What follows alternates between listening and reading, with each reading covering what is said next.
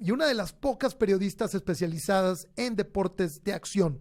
Además, ella ha colaborado para las principales cadenas internacionales, incluyendo Globo de Brasil, ESPN y Fuel TV.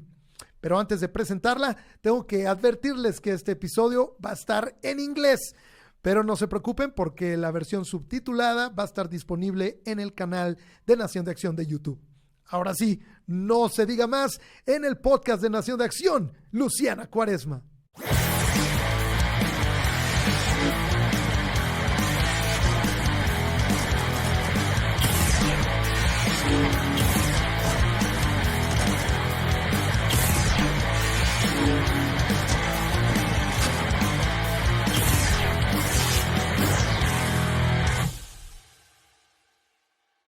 Let's go. Fala, galera. Fala, galera. It's so good to see you. It's so good to talk to you. Same here. Long time no see. My goodness. Oh, my God. We met, in 2004, back in Bristol, in Connecticut, right? Bristol, Connecticut at ESPN. Then we were so fortunate to do so many, great games together, X Games together, including Rio de Janeiro. Remember that? I know. I mean, I think was Rio the Latinx Games before the Summer X Games or after? Because I know we covered the Summer X Games together. We did twice. I think we did Summer X Games together. And we did the Latinx Games in Rio together. I remember that. Yeah, Copacabana. In Copacabana, yes, Copacabana Beach, exactly. It was amazing. And then the following year, in 2005, we covered the Winter X Games. Remember, in Aspen. In Aspen, yes. Yeah. Yes, we did. Oh, my God. Such great back-to-back years covering all these events. But the Summer X Games was such an amazing time because it was the first big air contest outside the Staples Center. And also, I think we went to a Lenny Kravitz concert, remember? Lenny Kravitz concert, oh my God, yes. I mean, those are the years. I mean, X Games was just really like the place to be. Legends. The event was like a huge thing. And it was like the most amazing, wonderful action sports event in the whole planet. Yeah. And it was so lucky to be able to be there and work together and also go to Lenny Kravitz concerts and stuff. I mean, yeah, I miss those days. I know, me too, so much. And then that same year in Rio de Janeiro, it was such an incredible time because it was my first international coverage of the X Games, and it was in your hometown in Rio de Janeiro, and it was such an incredible event, by the beach, all these incredible Latin athletes that we didn't have in a regular basis at the X Games. So many. I think Daniel Dares was there, right? And my broadcast partner Axel Jurgens too. And if I'm not mistaken, it was like also like that year that Sandro Dias also broke a record or something. No, he became the third skater to ever land a 900. A 900, yes. Yeah. That was it. Yeah. That was it. I remember that. Yeah, and it was a beautiful setup. It was right on the beach. It was beautiful days. And I remember, I never forget that. I think we do have a picture of that day, I think.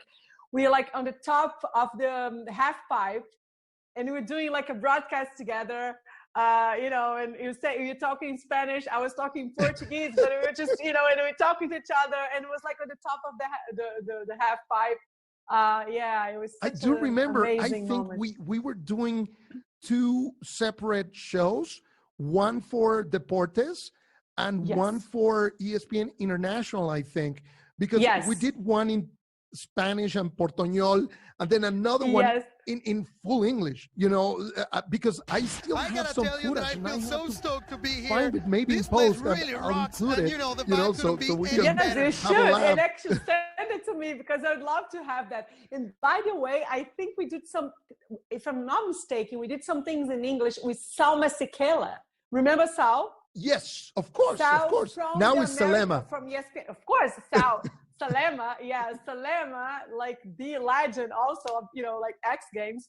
And I remember doing also something with him. And I think it was one time, it was like the three of us, if I'm not mistaken. It was like so. me and you and Salema. Yes. So we were doing like English, Portuguese, wasn't it like a sports, Spanish. It was a Sports Center hit, like special coverage of the Latinx games from there. It was one hit, and then it's just I mean, amazing. You were a great man. tour guide and a great host. Thank you. And anytime, I mean, I'm not in Brazil anymore. I mean, I'm in Portugal. I mean, and back then, actually, I wasn't living in Brazil. I was living in New York City. New York City. But I'm from Rio, so I was so jealous back in the day because I used to stay in Bristol, Connecticut, woo, so much fun, while you were going back to Manhattan. Well, but sometimes you don't remember, but sometimes I was staying in Bristol, Connecticut as well. Don't you remember staying at the Radisson or the Marriott? Yeah. Because we have shows back to back, and it was really difficult for you to commute back to drive all the time. Yeah. That's crazy. So yes, for 10 straight years, I stayed in Bristol, Connecticut many times. 10 years. I didn't know that I was it was 10 that years long. with ESPN. I thought that you were there for like 5 years or something. Oh, okay. No, 10 years from 98 to 2008. Oh my God. But you started in 98, Brazil, right? You started your TV career with Global, right? No? Well, I started my TV career at Sport TV from Global, yes. So I started in Rio in sports as well. I was there for 2 years. It was my first job out of university. And then ESPN hired me. I was 23 years old. Wow. And then I moved from Rio to Bristol, to ESPN in Bristol, Connecticut, but I was living in New York City. I mean, I was 23 years old. I didn't want to live in Bristol. So I know, but it was such an incredible experience, right? I mean, it was the best experience. Yeah, I mean, I'm so lucky and so grateful to look back and say, oh my God, I actually fulfilled a dream. It was one of my dreams to work for ESPN and working and live in New York City. So I was able to work at ESPN, the biggest, sports channel in the world, and live in New York City, which was a dream for me. So I didn't mind to commute and drive all the time. Of course. I was living a dream. And I'm really, really, really grateful that I had this experience in my life, and I can look back and say, and be talking to you about this, because it was, and especially back then, I was the only woman. I was the only woman in this group of 13 or 14 announcers and presenters. I was the only woman for 10 years. So, I mean, also that as like a woman, perspective, I feel like I was able to open doors for other women as well. And, for me, that's really also fulfilling. And amazing experience. No, it's true. I remember. And also, you and me, we have a strong connection because not many professional broadcasters specialize in action sports because it's such a small niche. You can cover it if you just like it or you're passionate about it, but it's really tough to make a career out of it. And True. You and me were some of the few that have done it, and it's really fulfilling. So I think that's why we created this bond, this connection, for all these years. I agree. Yeah. And it's hard. I totally agree. Also, like to be a professional, not just someone that enjoys it, or we were actually we were like broadcasting, we were like announcing, we were presenting for many years all the action sports, and we were covering the X Games. I mean, which is like the most amazing action sports event in the world. So I think we are very lucky, and yes, we have this bond because of it, and also because became friends like this. Yeah, of course. We hit it up. But again, as a woman, for me also, it's like I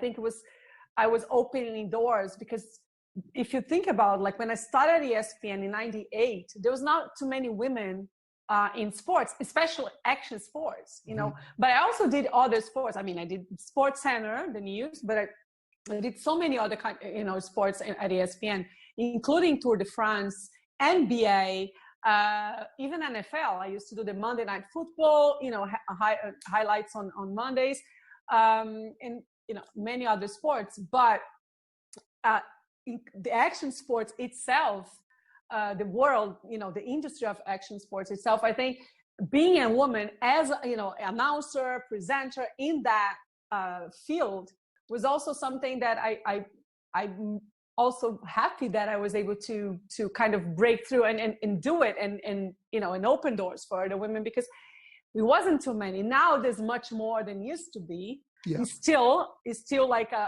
dominated by men, but back then was even more, you know. And if you think about it, for 10 years, I was the only woman at ESPN International broadcasting to Brazil. Wow, that's crazy to think about that. Yeah. Yes. Yeah, because I joined ESPN in 2004, and that's when they opened ESPN Deportes. You know, the official launch was in January of 2004. So and yeah, you're right. Mainly soccer and soccer shows and stuff. But you were doing stuff for international and Deportes as well? I did few things for Deportes, but not a lot. I remember that I did some, the World Cup of 2006, if I'm not mistaken. I was in Brazil, so I was a correspondent for Deportes. So I did some interviews in the middle of, you know, like the streets with people watching the games. And I was kind of reporting what I was going, you know, like as a correspondent from Rio to Deportes. Yes. And did some other things, but just like, you know, few events. And I think I did some X Games also for them. And also in English for when they launched some ESPN on the phone. South Pacific or okay. No, I think I did some things in English for the phone, because ESPN was launching right in the beginning, launching like a ESPN phone, and there was like something that also you could access, you know, like they were like pioneers on that. They could like access some shows on the phone that, you know, much earlier than what we have today, you know. So they it was right in the beginning. So I did some things X Games for them as well.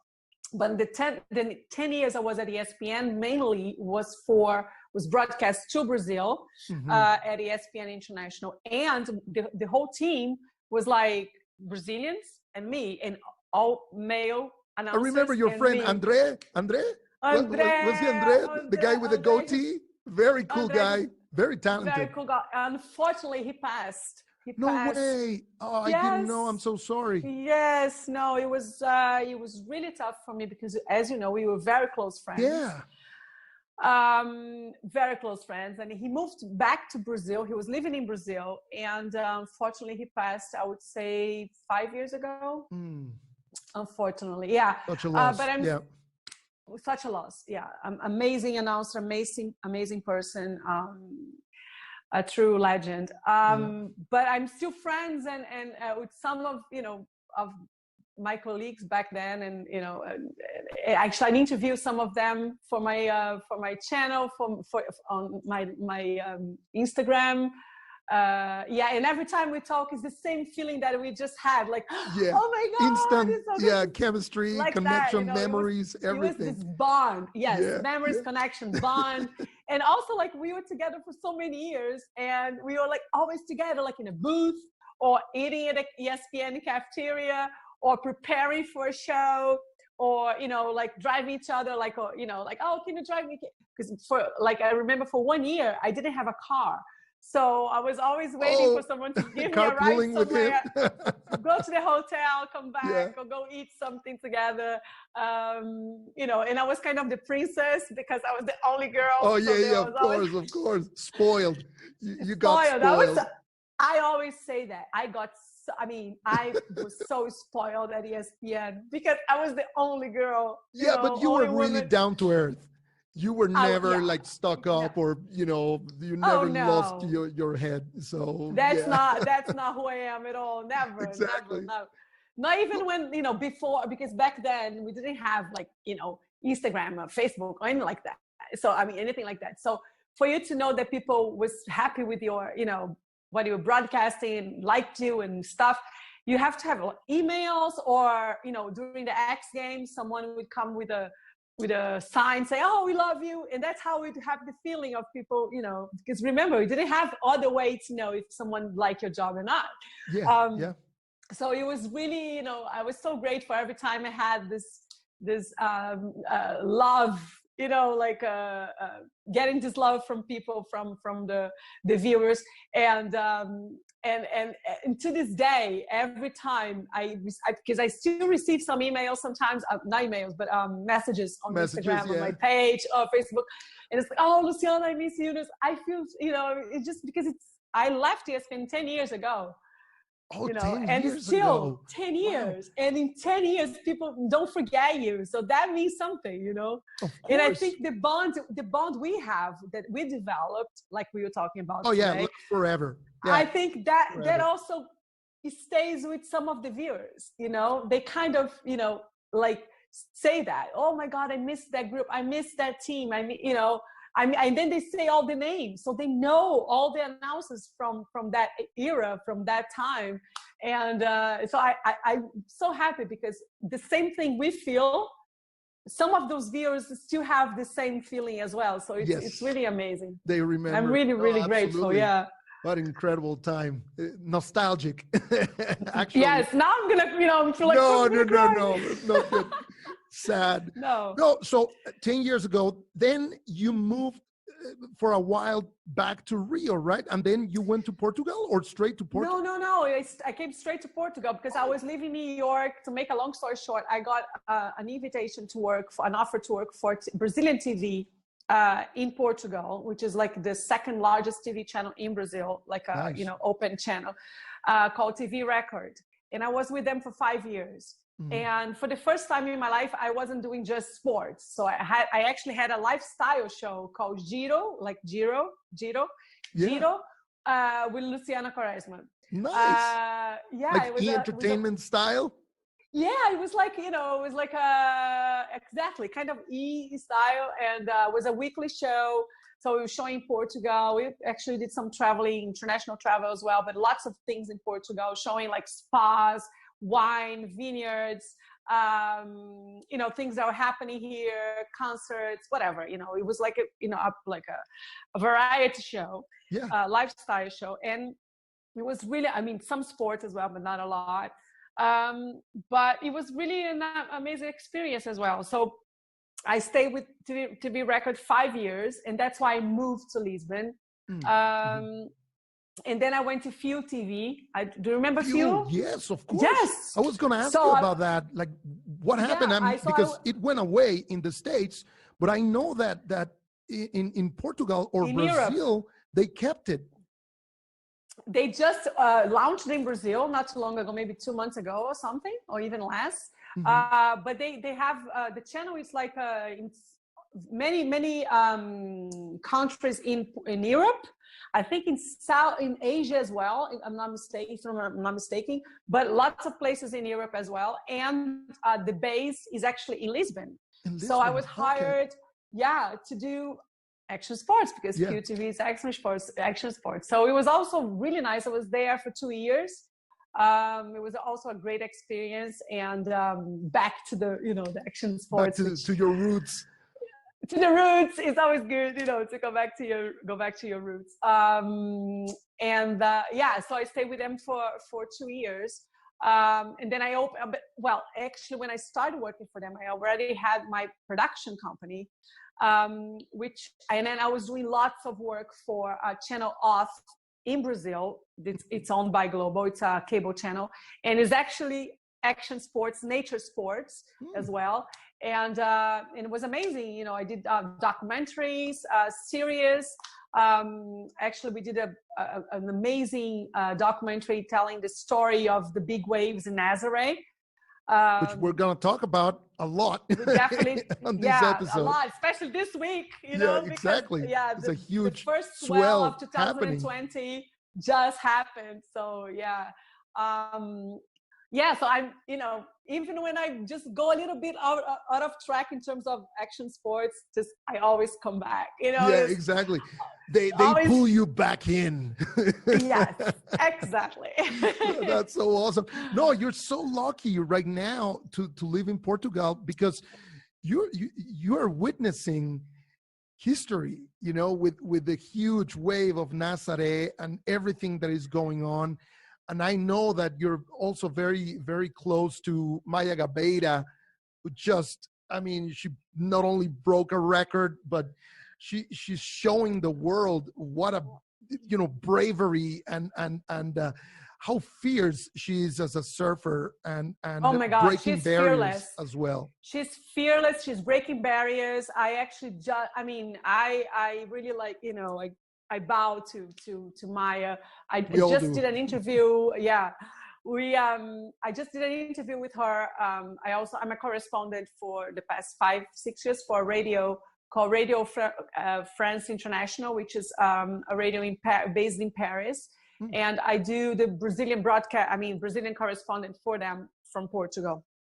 So because of the record that Maya broke, and she's again in the Guinness Book for surfing the biggest wave. Actually, it was the biggest wave of 2019 among the men as well, not just among women. So she actually was able to ride the biggest wave of the season.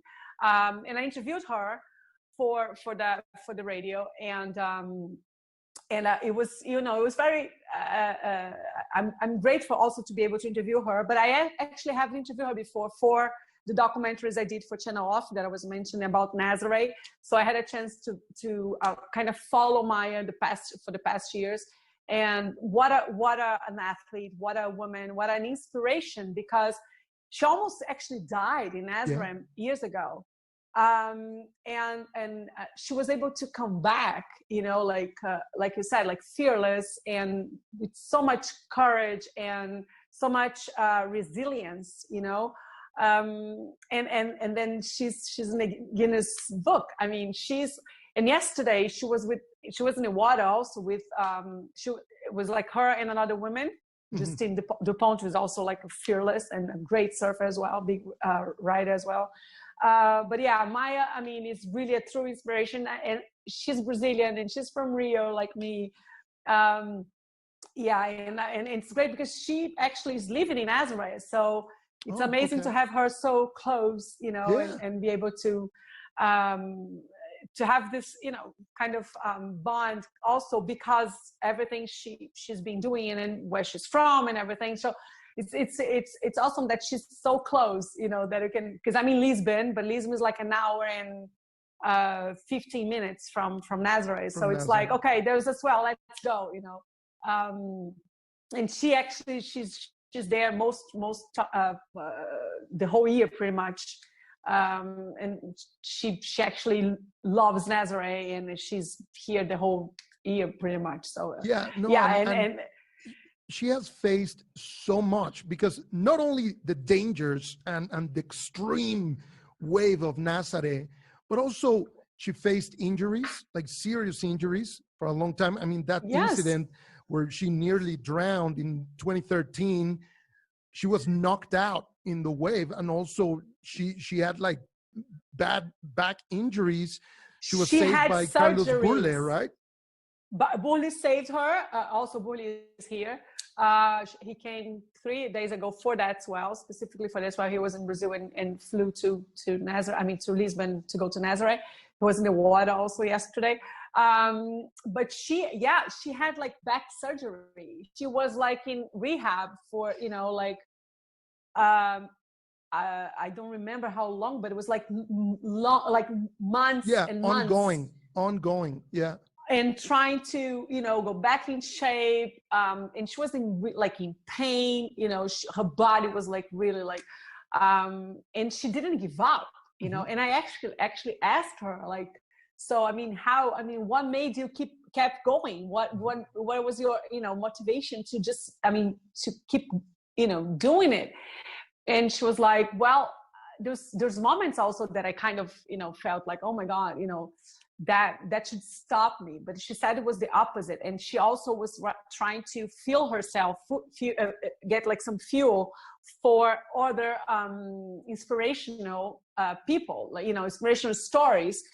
So she was always trying to see like other people that overcame, you know, huge accidents and tragedies, or, you know, people that was like also a way of inspiring her. And she said that really helped, you know, for her to keep following her dream. And she said it was just too much for me to give up, you know. And it was actually, it's my life. It's something that I always, you know, that's what I feel happy. That's what I want to do. So she didn't want to give up because she had this accident. That actually made her kept training, kept, you know, being resilient and not giving up. And that's why, I mean, I think she's really, really an inspiration for all of us. I agree. But before, now Maya is known worldwide. I mean, with a world record, and everybody knows Maya. But before, she was getting criticized by the industry, like, oh, you're putting surfers in danger because, you know, you don't have the experience, or I don't know. The industry of surfing didn't really believe in her that she could conquer this wave, and she proved them wrong. I mean, and again, she proved it wrong because spirit. She said, she has a strong spirit, and also, again, if you think about it, she's like the fewest women that are brave enough to do that, to be a big writer in a world that is completely dominated by men. That's actually, she said that in the interview.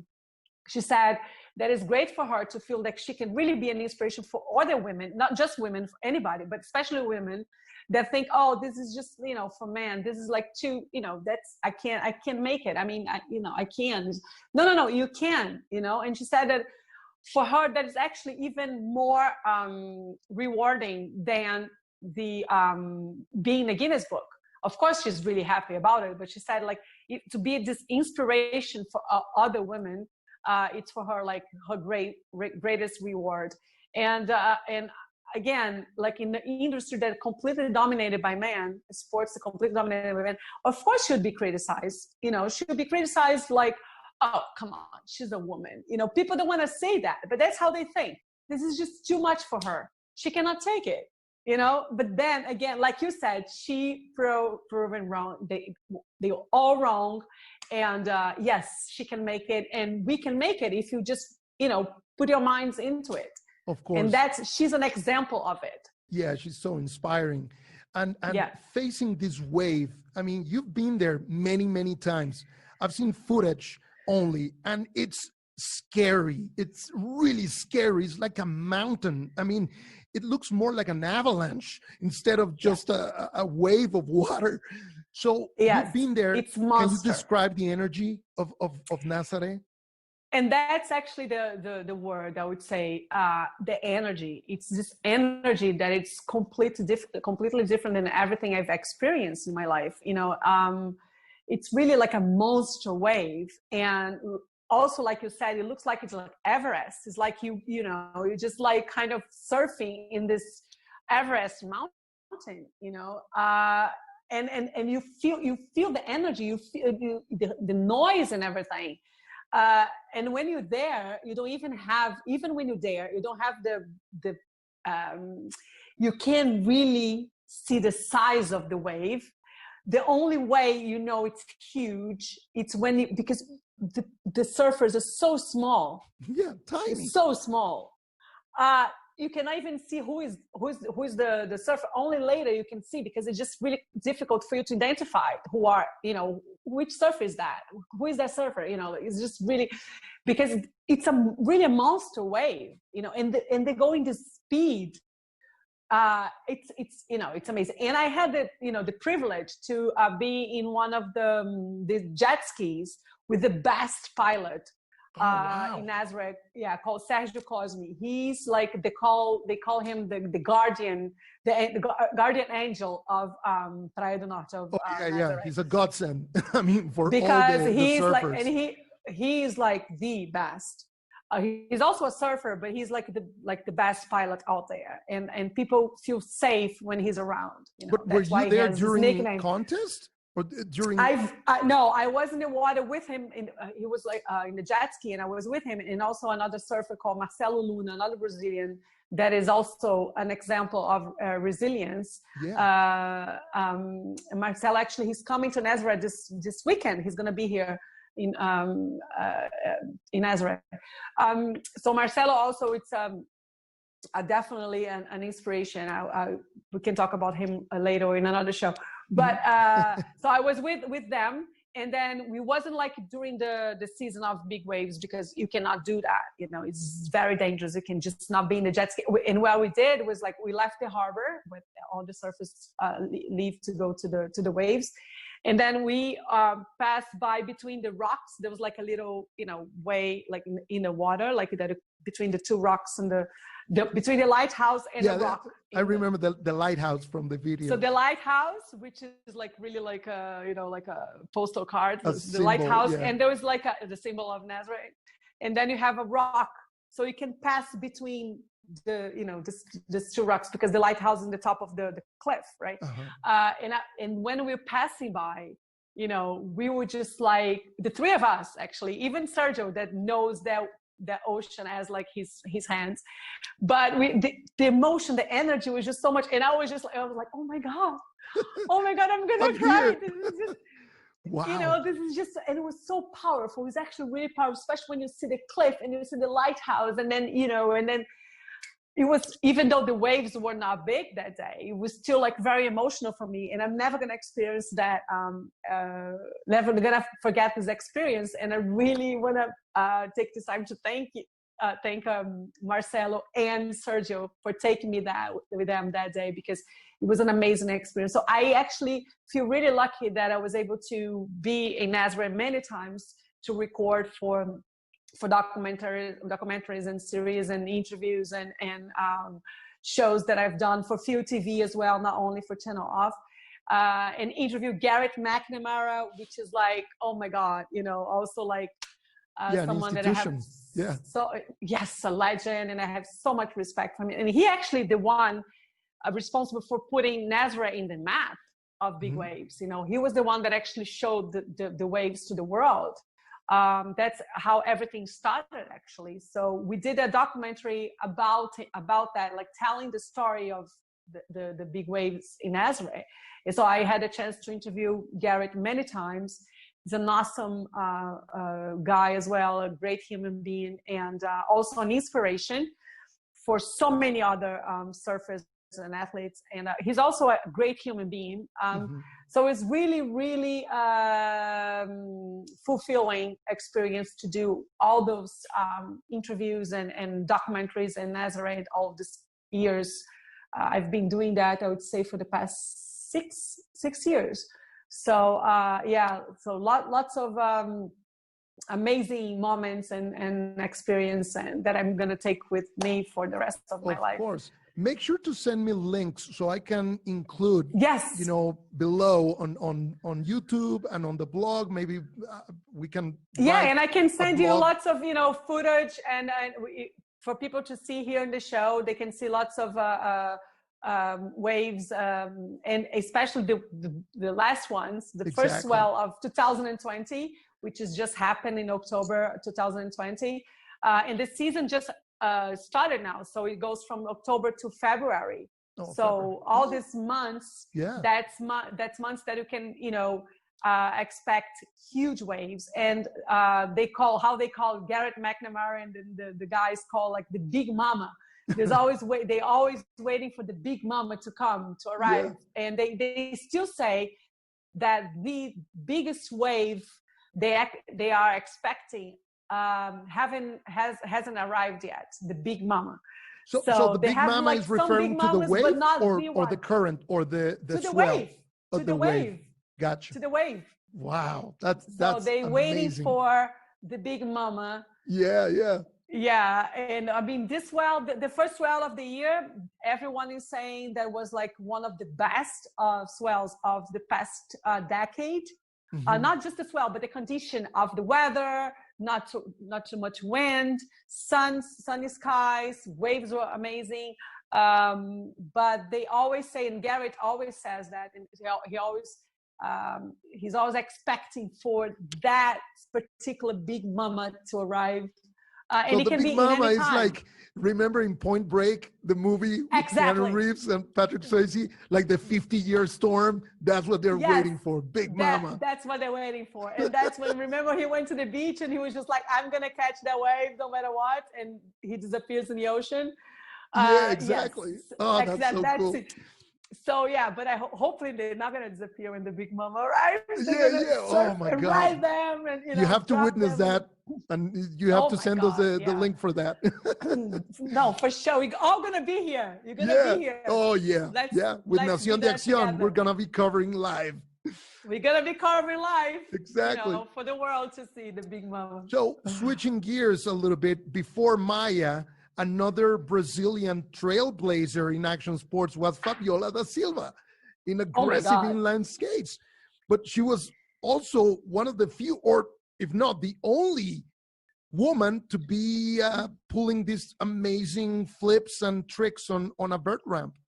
For sure. Fabiola Da Silva, back in the days, back when we were covering the X Games, yes, she also was an inspiration for a lot of women. She was from Brazil, one of the greatest athletes from the, I would say, end of 90s, beginning of the 2000s, an inline skater, which now it's not even considered anymore an action sports, right? I mean, not the way used to be, used to be in the X Games. Because it's not included in the X Games anymore. And it was really spectacular. It was a great show. I mean, people loved it, watch it, and it was always crowded. It was great for broadcasting. It was great for footage and everything. They used to do these backflips and so many crazy, like so high. And she was really also fearless. She was an amazing athlete as well, and we had a chance also to witness that. Exactly. And I interviewed her many times. I actually did an interview with her for ESPN, for the show interview show at ESPN called Perfiles. I don't know if you remember that. Perfiles. Yeah, of course. And she was the first woman first athlete to be in Perfiles. And I interviewed her. No way. Like the very first episode. Very first, yeah. Once very again, first history. Episode, history. Fabiola was impressive. 3-time X Games gold medalist, 1 gold at the Gravity Games, and also I think in 2005, she became the first woman to ever land a double backflip on a vert ramp. Double backflip. Yeah. If I'm not mistaken, was the first woman, and I think the only to land the double backflip in a competition. Yes. Wow. Amazing. She was an amazing athlete. Yeah. And now she's like a bodybuilder or fitness model or something. She's ripped. I know, yeah. Yeah, I think she's still rollerblade, but but not back, like she was in the X Games back then. But we had I remember not only Fabiola, but she was the best women for sure, but also Brazilians in the X Games were very a strong force as well. I remember legends like Bob Bernquist, Sandra Diaz, Lincoln Ueda. I remember having we had so many great athletes that are actually, like you said, is history, part of history. And now we still have great athletes in surfing. Mm-hmm. Brazilian Storm. The Brazilian Storm. So I think it's really in our DNA. That's why maybe, I cannot just not do action sports, because this is really how you, I think, breathe in Brazil. Because for so many years, action sports were dominated by Australians, Americans, other athletes from Europe. But now Brazilians are taking over. Not only surfing, but also skateboarding. Just checking the rankings, in the website Border. And there's lots of the new generation of, it's a nonstop thing. It's Brazil instance, actually, it's the home of great action sports athletes. In women's street skateboarding, the number 1 and 2 are Brazilian, Pamela Rosa and Pamela Letizia Rosa, yeah. Buffoni. Pamela Yeah, Rosa, such an incredible story. And Letizia Buffoni, it's like, she's also fearless. She, you know, you're just like, oh my God, she's amazing as well. Yeah, 5-time X Games champion, Letizia Buffoni. And not only she's a very good skater and very well known, but she's become one of the most influential action sports athletes in the world, period. I mean, I'm not talking about women. I'm talking about athletes in general. Athletes, and she's great on camera, you know, and she has this charisma and I think she's living in LA, if I'm not mistaken, right? Yes, she has a house with a little LA. Like park in the backyard. She has a half pie in the backyard, and she does crazy, tricks. And she's always, I follow her on Instagram. I've never had a chance to interview her yet. I would love to. Oh, wow. No, because she's I never in LA. interviewed her. Yeah. Do you know, she speaks Spanish or not? I want to interview her here. Oh, well, you should. You definitely should interview her. But I'm sure she can, get away with the Portuñol stuff. With the Portuñol a little bit. Yeah, we all can do that. She's very charismatic. Super popular. 2.4 million followers on Instagram. Well, that's a good idea. I should actually interview her also for my channel on YouTube. Tell me about your channel, Luba TV, right? Live the Luba. Live the Luba. Yeah, well, I just launched it. It was a project that I always had kind of like in the back of my mind, but I always thought that wasn't the right time. We didn't have, the studio one. I could not do it. I have the time and this and that. And then I have 2 kids and no time. I don't know the name. How is it going to be? So it's always like, I wanted to do it, but never really had the chance to do it. Or in my mind, again, sometimes we kind of play with our minds, sabotage. We kind of sabotage ourselves sometimes. We have to be careful. I want to do it, but I'm not ready. I don't have this and I don't have that. And then you keep pushing it. Yes, it's a way of sabotage. So we should pay attention and not let those thoughts, destroy our projects and dreams. So, and then I had a friend who was a director that worked with me at TV Record for my show and back on the TV. And he was the one that said, Lou, let's do it. I've been watching your lives on Instagram. You definitely should have your channel. You can do your interviews in your channel, on YouTube, Let's do it. We can do it remotely because he's in Qatar now. He works for Qatar TV.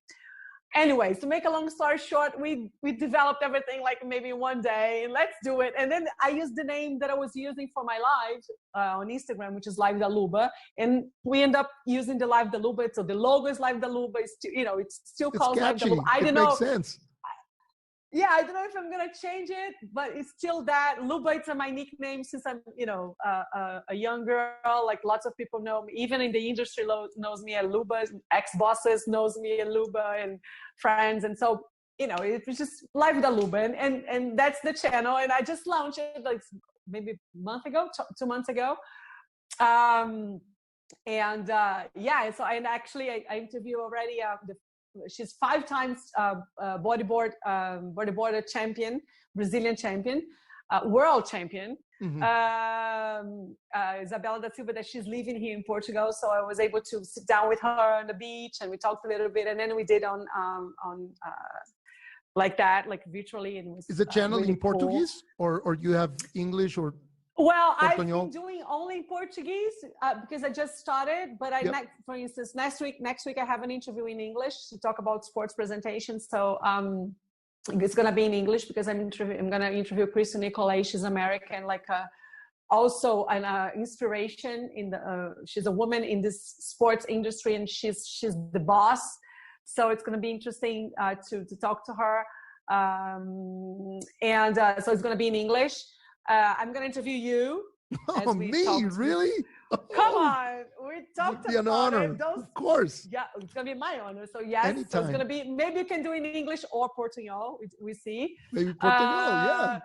So, I mean, it's right now it's just being Portuguese because I've been interviewing people in Portuguese, but, I haven't decided yet. I think it can be just, a mix of languages. Why not, Yeah, no. So, I think it's smart.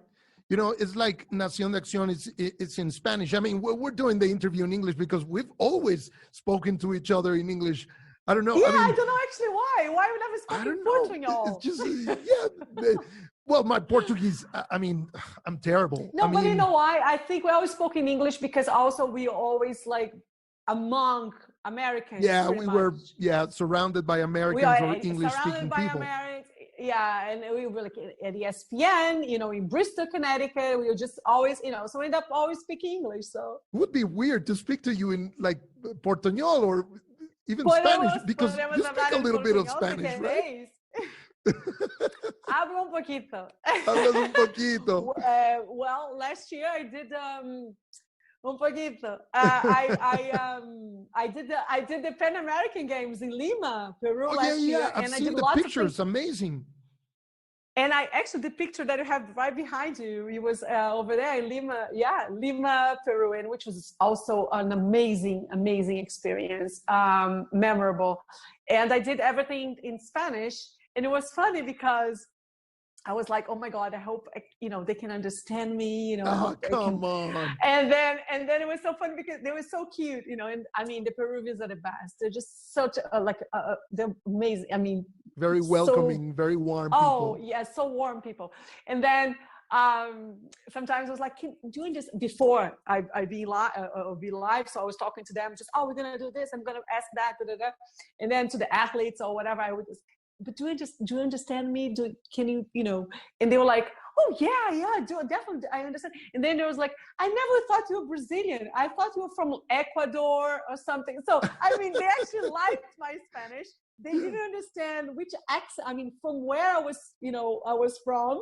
Yeah. But they said they didn't think I was Brazilian, which was nice because it means that my Portugal wasn't that bad because I was the accent was not that strong.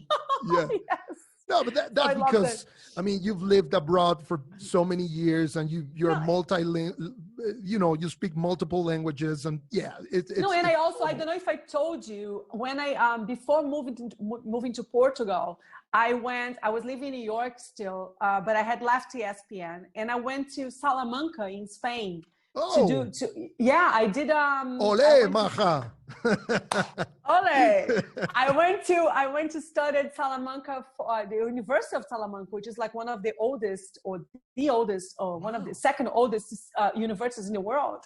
And it was amazing. It's such a beautiful city, by the way. That's and amazing, so I was there to study Spanish and the art and culture of Spanish art and culture. So I was there for months and, I was practicing my Spanish. So that also helped a lot. So the next Nación de Acción podcast, we're going to do it in Spanish. Okay. And I promise to maybe learn a couple of Portuguese words. And I'm going to but you tell me in advance because then I'm going to practice my Spanish a little bit, not to be completely, like rusty and be like, not, No worries. Let me know. I should learn Portuguese because in MMA, a lot of jiu-jitsu and MMA fighters are from Brazil. And for interviews and stuff, I should. To tell you. Yeah. You definitely should do that. But I forgot to tell you, I did some interviews and coverage for channel, Uhu channel in Brazil. And Uhu channel, it used to be an action sports channel, but end of last year, they changed the whole format of the content of the channel, and now they're just like fight channel. It's a fight channel, so they have lots of. Isn't it combate? MMA? Not combate. No, it's like no, it's the competitor. Oh, they're the competitors. It's called Uhu channel. Go look Uhu, and I've done some stuff for them, and I've interviewed some judo fighters, girls, judokas from Brazil, amazing girls, also inspiration for lots of women. So I did some shows for them. I did some coverage of the European judo here in Lisbon, Oh, like the the championships? beginning of the year, the championships. So I was there covering for the interviewing the Brazilian athletes. So I did a little bit of fighting as well. So who knows? Maybe I'm gonna be doing more stuff for them. There you go. Yeah, maybe action sports and MMA. somewhere. Yeah, we're gonna work together at some point. No, it's amazing. I have great friendships from the Brazilian MMA community for all my years that I spent in Bellator. The Pitbull brothers, Douglas Lima. I Wow. mean, so many, and they're so cool, so down to earth, and they're killers. Also, oh my God, they are. Yeah. I know. I love MMA. We definitely should, and also be great to work with you again. So. Oh yeah. No, me too. Well, maybe with Nación de Acción and your production company, maybe we can do something together. I mean, I would love that. Let's talk more. So going back to action sports, and we mentioned earlier the Brazilian Storm. I mean, maybe people don't really know what that term applies to, but it started, I think, in 2014 with Gabriel Medina, who right now he's the most popular surfer. I mean, I'm not talking about famous. I think the most famous surfer is still Kelly Slater. But the most popular... No, but Medina, it's really, I mean, he also achieved a great deal of, because he's a great athlete as well. Yes. Very resilient, very... spectacular. His air tricks. And he's amazing. And also there's it's Medina, it's Italo Ferreira. The current champion. And he's actually here. He's also in Nazaré. And does he surf Nazaré or not? I don't think he has yet, but Lucas Chumbo, which is like Chumbinho, which is, I've interviewed him many times. He's amazing. I just saw a video from yesterday. He tiny in the wave. He's also amazing. And he's like a protege, like a Carlos Burley protege. Burley is like, his mentor. And he was saying, and I saw a video he did, and he was like, come on, Italo, come. I'm gonna be your pilot. Come, you have to come. And I know he's in Nazaré right now, so I don't know if he's preparing himself. I haven't interviewed him yet, so but I would love to. Also, especially if you really decide to go to Nazaré, because I think it's going to be also for him a huge accomplishment to be able to ride Nazaré. And I think now there's so many Brazilians over there. I think he's feeling more confident of doing it. Even though he's not a big rider. But why not? Yeah, why not? If he's training, he's gonna risk getting injured or something. I mean, well, I think he's a very also focused athlete. I think that if he decides to go, it's because he knows he can. He's being trained. He's been training for that. He's gonna have the right structure. Because what people don't understand about Nazaré, it's like Praia do Norte, I mean, for you to go in the water at Praia do Norte, you need to have a team and a huge structure. It's not just, okay, I'm going to go. It's not like that. First of all, you can't do that. Also because the police, the how do you say, the sea, not going to allow you. You have to the Coast have Guard. Coast Guard. You have to have jet ski. You need to have like a rescue, someone that knows exactly what is doing in the video. Otherwise, this person also can put her life in danger. So you have to have a rescue. You have to have the two jet skis. The one that can save the jet ski if something happens. You have to have like a backup, right? So you have to have a spotter. You have to have someone in the cliff looking and telling you which waves are coming. Go to this one. Don't go, because you don't see the waves that are coming. So you need to have a spotter to tell, and that knows what to do, and tell it, okay, don't come to this one, next one, so it's a huge preparation and team, a lot of effort for you to be able to ride sometimes one wave, but that one wave can be life or that, so you have to, and also have to do lots of practice, not only in the Praia do Norte Beach, they call it Praia do Norte, because you have the Nazaré, which is on the left of the cliff of the lighthouse, and on the right, that's when the canyon is. So the Praia do Norte is where the big waves come. So you have to know the waves, to get familiar with it. You also have to do the training of how they call it in English, apnea, the one that you have to wake you up, or to help you the one that breathe? you have to hold your breath underwater. Oh, if you get hit by a wave. Yes. I forgot how to say in English. I should have prepared that, but I forgot. No, don't worry. So if you get hit by a wave, you stay long time underneath. Yeah, in the whirlpools. Yeah. It's like, they say it, like Rodrigo Costa, which I interviewed many times. He's actually the world record. He's the one that is in the Guinness book. He broke the record 2 years ago, if I'm not mistaken. Yeah, 2 years ago. He's also Brazilian, Coxinha. And I have an interview with him that I did for Channel Off, for the documentary about Nazaré. And he said, the way he explained, he tried to explain how it is to be hit by a wave in Nazaré. He said it's like if you are like in a washing machine, you go like like tumble, like that. Yeah.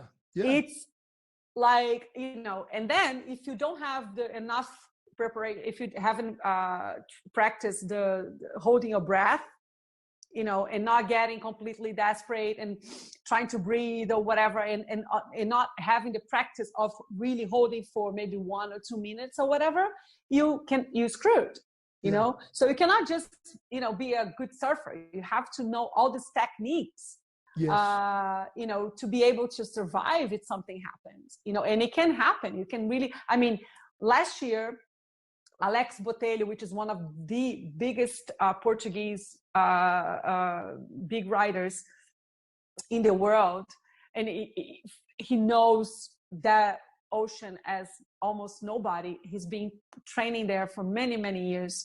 He actually is such a strong athlete and surfer. He's been in Nazaré with Hugo Val, which is like also one of the biggest names of that. And they've been surfing them much before people talked about it, before Garrett McNamara. They know so much that the waves of Nazaré. And he got hit like last year. They had an accident. Hugo was on the jet ski. He kind of flew, and went back and hit the ocean. Was in a hospital for many days. He's not even competing yet. He's not in the water yet because he's still recovering from that. And it was a split of a second for something that happened to a surfer that knows the Nazaré waves like nobody. So it can happen, So you have to be prepared and have to practice. You have to train. So those guys, they train a lot. To be able to be, and they practice and they balance. They have to have lots of balance, So it's a lot. It takes a village. Yeah, really, to surf Nazaré. Also, besides the physical damage of getting wiped out, but also the psychological impact that such an incident has in a surfer. I know that they live for this stuff. They're passionate about it, but still, you're talking about your life. He could have died easily, in that way, in that accident. So, but that's why we're talking about, like Maya almost died and she came back stronger, So it's really like about passion. Yeah. It's about passion. It's about believing in yourself. It's about resilience. It's about not giving up. And I find that really like inspiring. Talking about another resilient athlete, not a surfer, but a skater. He's a legend. You know him very well, but he also had big crashes in the mega ramp. Bob Bernquist, the king of the switch stands, such a creative skater, but wow, he had his share of injuries. Oh my God, yes. I remember interviewing him once. I actually have an interview with him on my reel a long time ago. But I remember him. And actually, in Rio, the first Latin X Games in Rio, I remember doing with him some of the commentating. So I was interviewing him for Global. Oh, it was cool. also, it was an amazing experience as well. Bob is really cool and also like a great athlete for sure. And I remember him saying to me once that he had so many broken bones. I don't remember now how many back then, but I'm sure there's more now. But I remember even back then it was so many, and he was like, I'm always in pain. There was always like something that is, that I never can say, oh, I'm not in pain. No, I'm always feeling some kind of pain. And he had, broken so many bones and so many injuries and recover again. And he was recovering and coming back stronger. And those guys are really amazing. There was a very interesting feature produced by ESPN during one edition of the X Games that was called The Art of Falling or The Art of Crashing by Bernquist. Oh, I you remember saw it, that not one? the whole thing, but I remember. Yes, but it's the art of falling because those guys know how to fall. Exactly. I don't know also if you remember. I don't know. I don't think you were already at ESPN, but I witnessed. I was there in San Francisco in 1999 when Tony Hawk pulled the 900. Landed the 900. Oh, you were there? I was at the bottom of the half pipe next to Sandro Diaz. We were like next to each other, like That's on amazing. the floor. Oh my God. That was like, seriously, that was a secret that you kept for so many years. I didn't know. I feel offended. No, oh my God, I'm sorry. I thought I had told you. Because that was actually one of the highlights of my, I was at the bottom of the half pipe, and it was like sunset. It was getting dark already because he didn't give up. He was so focused. Yeah, he was just. It was not no competition. He was like his time was over, but he was just so focused, and everyone was like 9, 9, 9. Everyone was, and I remember Dave Duncan, the announcer. Yeah, the announcer. A legend. Yeah, Dave Duncan. He was part of the Tony Alva crew. Exactly, and he was on the microphone, and he was just like also like really like in this, come on, Tony. And I was like, everyone was yelling, and I remember Sandro was next to me. Sandro Diaz was really next to me. It was like I think Lincoln Witter was there too. It was like some of Brazilian crowd together, athletes, and we were right at the bottom of the half pipe of the ramp, and Tony Hawk was on the top, and he was trying, and he would fall, and then he would come back, and he would fall, and then he would fall, but he wouldn't hurt himself because again, it's the art of falling. He knew how to and fall. He fell like many times, one after the other. And there was a few times he was almost getting it, but then he didn't fall. And everyone was like, oh, Tony, and then he finally landed the first 900 ever landed, and everyone just jumped into the half pipe and just grabbing him, and it was like it was like I think one of the most spectacular moments of the X Games. I think it was before and after in I'm action sure they sports. will do one day. Yeah, for sure. And I think if they pick moments, like unforgettable moments, like historical moments of X Games, for sure, that is going to be one of those moments, and I'm happy that and grateful and again, blessed that I was able to witness that. I was right there. No. Wow. And I thought I had such a lucky girl. That's amazing. And it's like, I feel lucky that I witnessed the double backflip of Travis Pastrana. Remember that time? That was in 2006. I was there too. Yeah, I was there. I actually interviewed him right after. Philadelphia? No, it was Los Angeles. Philadelphia or Los Angeles? Yeah, it was LA. Los Angeles. Yeah. Yeah. Or when Jake Brown. And I interviewed him too. Yeah. Remember also when Jake Brown, the Australian skater, fell from the big air ramp? That I thought, to be honest, it was the same year. It was 06 or 07. Yeah, maybe the same year. I thought that he was dead.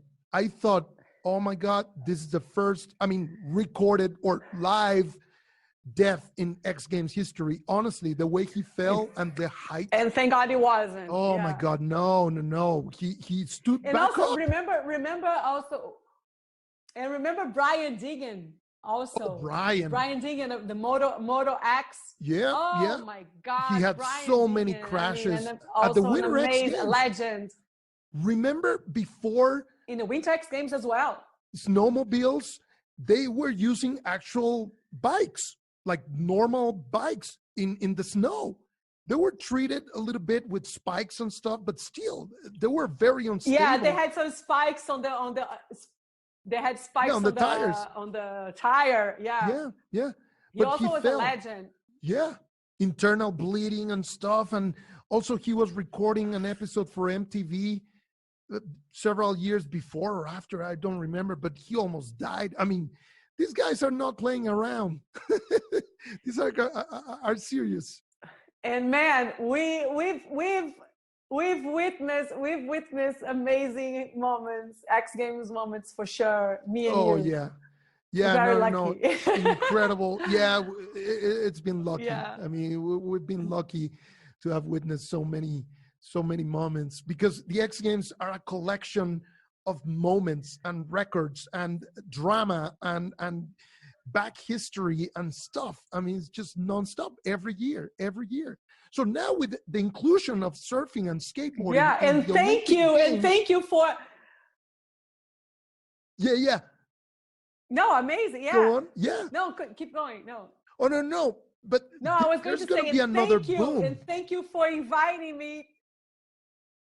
To where? For sure, another boom is gonna come. But I'm saying, like, thank you for inviting me to do this, because then I'm actually remembering again, as like I'm always feeling like the same emotions I was feeling back then. So it's just really thank you for make me kind of bring My back pleasure. all these amazing moments. I'm taking you to memory lane. X Games memory lane. Exactly. X Games memory lane. We're reaching almost an hour of this amazing chat.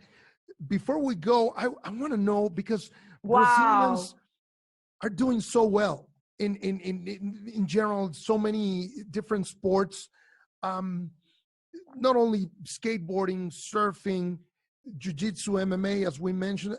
What is it? I mean, it's your culture. You know them. You grew up in Rio, but now you live also in Portugal. I mean, what is it? Is it the blood? Is it the passion? Is it the talent? What is it? Why are they being so successful? It's an interesting question, and I don't know the answer for it, but I could try to say that, yes, again, I think we have this in our DNA, maybe because we're just so passionate people in everything we do. And I think if you don't have, anything you do have to have passion. I believe that. But I mean, action sports, you have to really be passionate about it. Any sports, you have to practice, have to train. All the athletes have to have this passion to really follow a dream and become like a great athlete. It doesn't matter which sports you choose. But action sports, I think also because it's so hard sometimes, especially in Brazil, to get sponsors, to live out of, being an athlete in any kind of sports besides football or soccer, of course, but any other sports in Brazil, you have, you really have to battle every day. It's like almost like a war to be able to survive in sports. Action sports even more, I think. And so I think this passion, something in the blood, and people say like, okay, I don't have a sponsor, but I love what I do. And I'm going to do it anyways, because also it's fun, Yeah. Because all the action sports, it's fun. It's like, it's a lifestyle. It's a way of life, so they kind of like, okay, I'm embracing it. I embrace this way of life. If I can compete, great. If I can succeed in an event, even better. If I can be part of the X Games, even better. But I mean, I'm doing it because I love it, and that's it, And I think also it's this combination of loving it and doing because we're enjoying, because we're having fun out of it. And So I think this combination, and also, again, Brazilians are so passionate about everything they do. Yeah, I would say that this has to do something with it, but Yeah. I don't know. It's a great question. I should actually try to One thing that I admire a lot is the backstories, because a lot of these athletes, very successful athletes, they have overcome a lot of adversity in their lives. Many of them, they grew up, in poverty, in the favelas, with very limited resources, and yet somehow they find a way, just to keep going. Yeah. It's like Pamela Rosa, only 20 years old. He has already 5 X Games medals, besides other medals in SLS and other competitions like the Do Tour. She's helping her family. I think she put her sister into college. I mean, it's really moving. It's an amazing story. It's like a Cinderella story kind of thing. It's very inspiring. And again, I would say that for most of athletes in Brazil, I really have so much respect for them. I kind of bow to them, because it's really hard to be an athlete in Brazil. And they don't give up, and they keep doing it, and they keep being passionate about it. They keep practicing with all, like I said, all the adversities, with no kind of support whatsoever, with no sponsors, and they keep, showing up, and they keep practicing, and they keep putting their names and Brazil name in the podiums all over the world. And again, it's really amazing. And her story, it's like there's so many other stories like her in other sports. I was actually interviewing for my channel Robson Caetano, which is for me one of the most amazing athletes that Brazil ever had. He was a runner, and he won Olympic medals.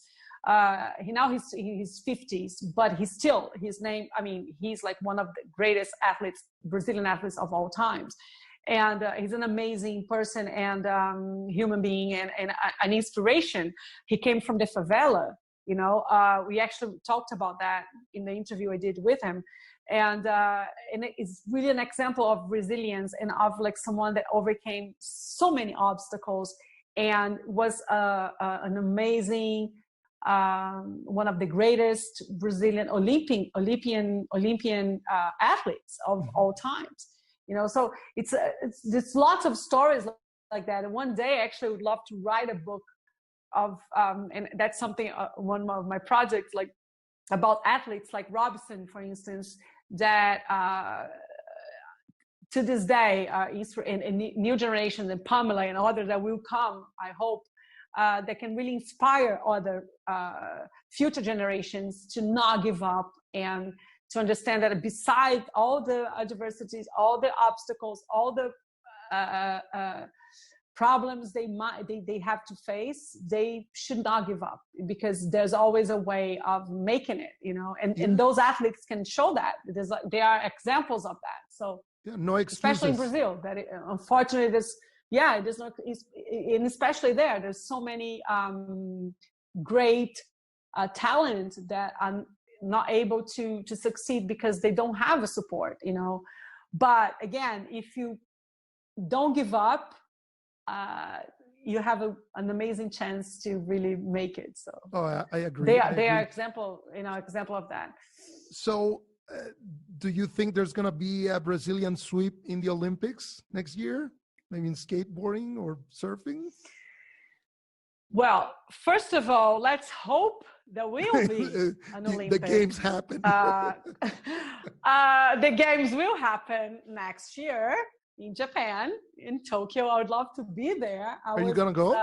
In Brazil. I hope so. I want to. I don't know yet. Yeah, me too. I was in Brazil for the Olympic in Rio, the games in Rio in 2016, and I did BMX. Over there in Deodoro. It was an amazing experience as well. I did BMX and mountain biking. Racing or park? It was BMX racing, right? BMX was a race. Yeah, it was a race. And it was awesome and a great experience. I would love to be in Tokyo, but I don't know. So yes, I mean, I think Brazil has a great chance, but right now, in the middle of the pandemic, we don't know even if the games will happen in Tokyo, but fingers crossed. Yeah, so uncertain, but hopefully. I think I read an article, or I heard a story about that. Yeah, regardless, with or without a crowd, the games are going to take place. I mean, somehow they're going to find a way, like the NBA or even the UFC. I was reading that too. I read that too. Yeah. But NBA, it's easier to do that than Olympic Games. But let's see what they're gonna. Let's trust things gonna get better. Let's have faith. And hopefully Tokyo will happen. Yeah.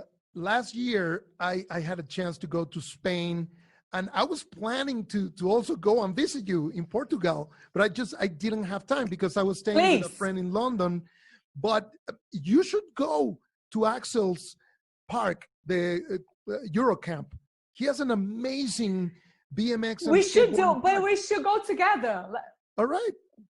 We should go together. Why don't you go together? I want to go. I want to do that. I also want to do a story. Maybe, who knows? Maybe we can do for your show. But we could do it together in Bristol, not Connecticut, Bristol, United Kingdom, in England. Oh, okay. They have the wave garden for surfing. Oh, okay.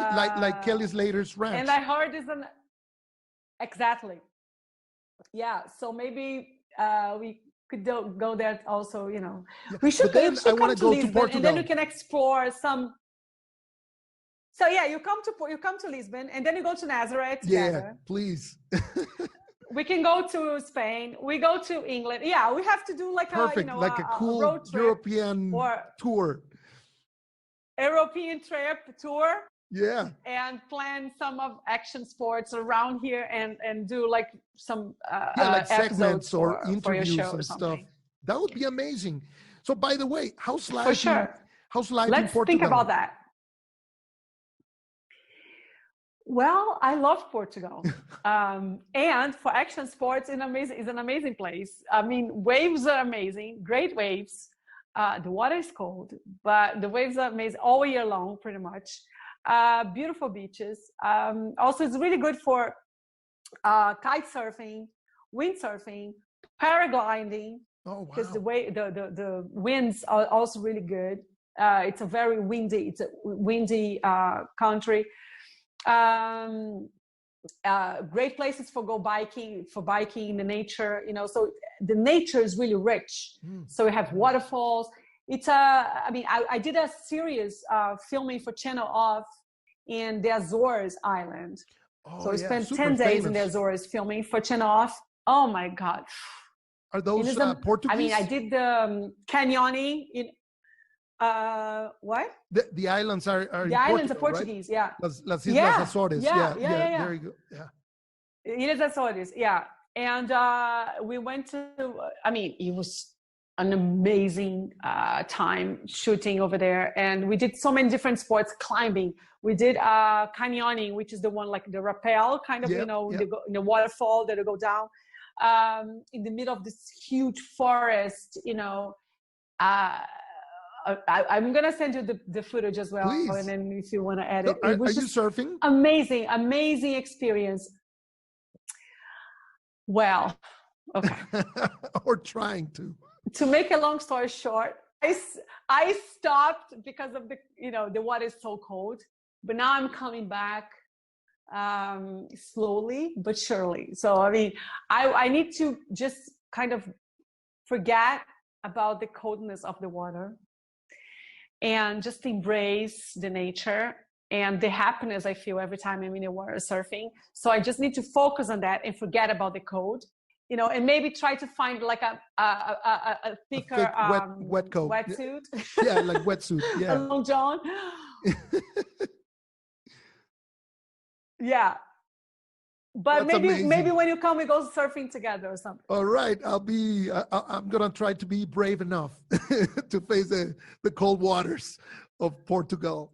We do it. We Me too. So we kind of, we support each other. So there you go. We definitely there should you go. But we can do other sports. We can do other sports also when you come visit. Please come soon. Okay. I will. Maybe next year.